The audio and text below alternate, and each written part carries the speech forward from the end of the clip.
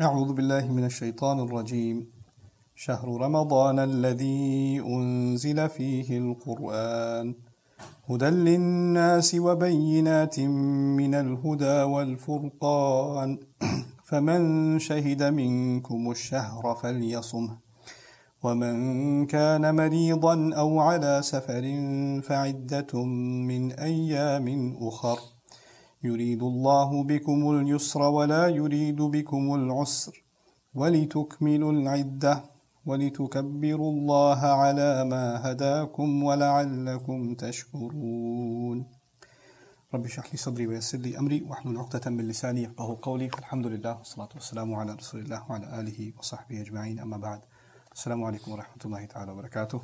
What I'm going to try to do, inshallah, is over the next few nights just give you short reminders from the ayah of Ramadan.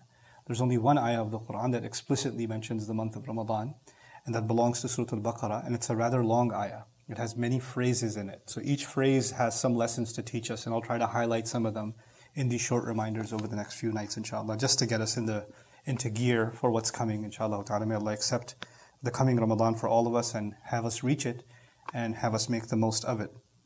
So we open with this first phrase, شهر رمضان الذي أنزل فيه القرآن. The month of Ramadan, commonly translated the month of the Quran, is the one in which the Quran was revealed. The first thing I'd like to highlight from a language point of view is the Arabs say the best way to say something is to use the least amount of words.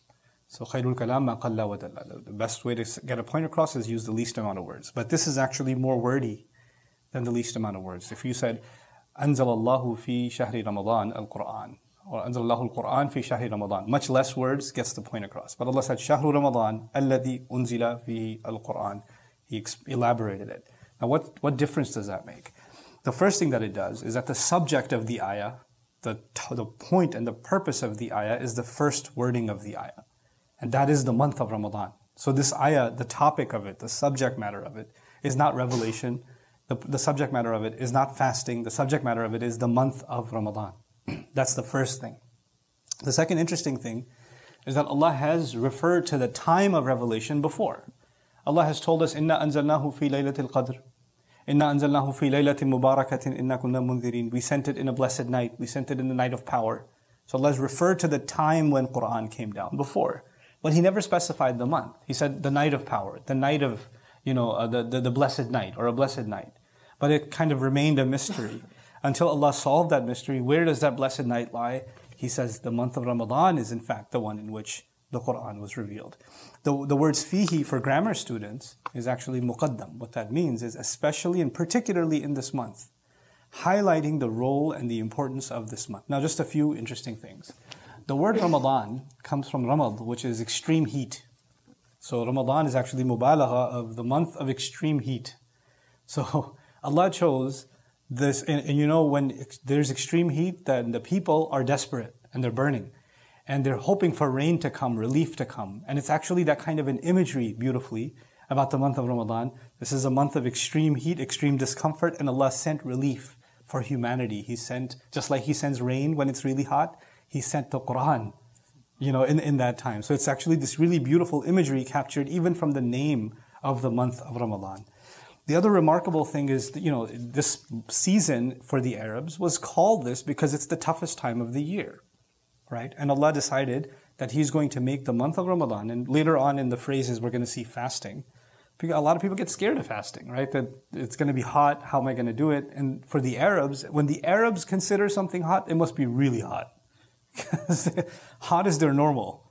So when they say it's extremely hot, then that's just, insanely hot. And then and yet Allah chose that month for fasting. It's almost as though He chose the hardest possible month for the month of fasting. But we'll get to that mystery in a couple of nights, inshallah. What I wanted to highlight today is Allah says that the first thing and the most important thing you need to know about this month is that Quran came down in this month. This month is important because this is the month that Allah gave relief to all of humanity, that Allah Azza wa Jal decided to speak to them for one last time, directly to all of us.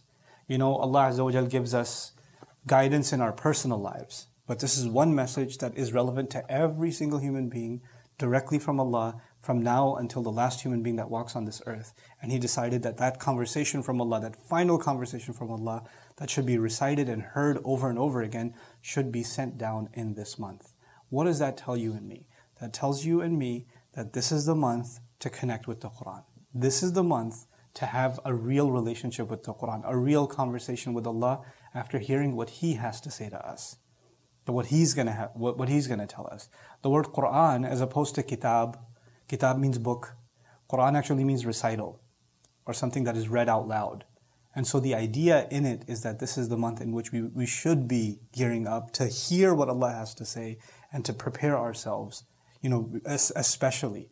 The other important thing, a mindset thing, Quran is sitting on our shelf, and Quran's sitting in your home, and Quran's on your apps now, right? It's accessible. You can and you've memorized it. But we lose sight of the fact that what we have access to, I just recited these words, I opened this page and I recited these words, that what we have access to isn't something we're privileged to have. This came down from a very long distance, so you and I could have access to it. And we were privileged to have this access in this month. You're supposed to almost take a step back and in your mind have a reorientation. I'm reciting something that traveled across the 7 heavens from Allah, so I could read what He has to say, or I could listen to what He has to tell me. Like there's a sense of appreciation. Like to give you an analogy, if you have something at home, something sitting around at home, you don't even think twice about it. But if you see a new package, unopened, right, and it's international wrapping, and you could tell there's stamps, like it can't, whoa, what is this? What is that? Like you have this came from somewhere far. This must be really important. There's this delivery. That sense that this is not just something that's sitting around, this is something that came especially. So the month of Ramadan is as if we have to, every time Ramadan comes, we have to almost relive the coming down of the Quran. الَّذِي أُنزِلَ فِيهِ الْقُرْآنِ. It's remarkable to me also that in this ayah, Allah did not say that He sent it down. He said the Quran was sent down. That's the last thing I'll share with you for today. That the Quran was sent down. Let me compare the English.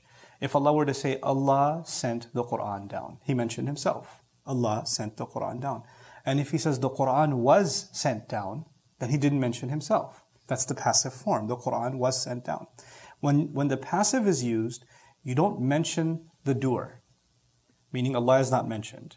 And the reason to do that in language is to focus on the object. The object becomes the subject.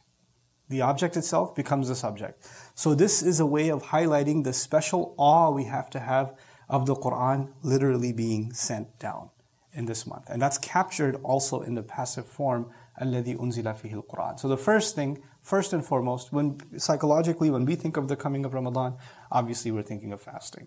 Some people are thinking of, shopping. Some people are thinking of cooking and, iftars and socials and all this other stuff. These are the things that are associated with the month of Ramadan, all good. But you know what we lose sight of? Quran. And what we do with Quran, unfortunately, is that we reduce the Quran to just recitation in this month. Just listen to recitation or recite in this month. Both of those are extremely important, but the Quran didn't come to be recited. The Quran came to be understood. The Quran came with a message. The Quran didn't come for sounds. The Quran came for a message. So this is a month to connect not just with the sounds of the Quran, but more importantly, with the message of the Quran. So inshallah ta'ala from here, we'll go to the next phrase tomorrow night. Barakallahu li wa lakum. Assalamu alaikum wa rahmatullahi ta'ala wa barakatuh.